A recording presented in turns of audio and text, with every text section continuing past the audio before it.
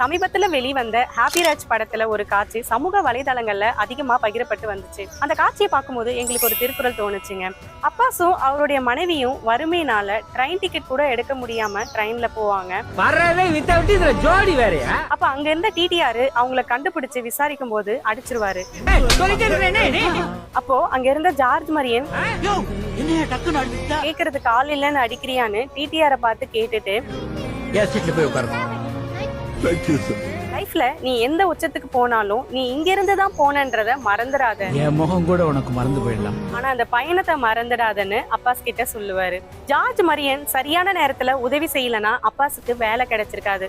சரியான நேரத்துல செய்யப்பட்ட உதவி எவ்வளவு சின்னதா இருந்தாலும் அது இந்த உலகத்தை விட மிக பெரியதாக மதிக்கப்படும் திருவள்ளுவர் சொல்றாருங்க. அந்த திருக்குறள் என்னன்னா, காலத்தினால் செய்த நன்றி சிறிதெனினும் நாளத்தின் மானப்பெரிது. அதே மாதிரி இந்த படத்தோட கிளைமேக்ஸ்ல அப்பாஸ் ஜார்ஜ் மரியன் செஞ்ச உதவிய மறக்காம அவர்கிட்ட போய் நீங்க தான் எனக்கு வாழ்க்கை கொடுத்தவருன்னு அவர் காலில் விழுந்து அழுவாரு. அதாவது ஒருத்தவங்க செஞ்ச நன்மையை நம்ம என்னைக்கும் மறக்க கூடாதுன்னும், அதே ஒருத்தவங்க கெடுதல் செஞ்சிருந்தா கூட அதை நம்ம உடனே மறந்துடணும் அப்படின்னு திருவள்ளுவர் சொல்றாருங்க. அந்த திருக்குறள் என்னன்னா, நன்றி மறப்பது நன்றன்று, நன்று அல்லது அன்றே மறப்பது நன்று. இது போன்ற மேலும் பல தகவல்களை தெரிஞ்சுக்க எங்க சேனலை தொடர்ந்து ஃபாலோ பண்ணுங்க. நன்றி.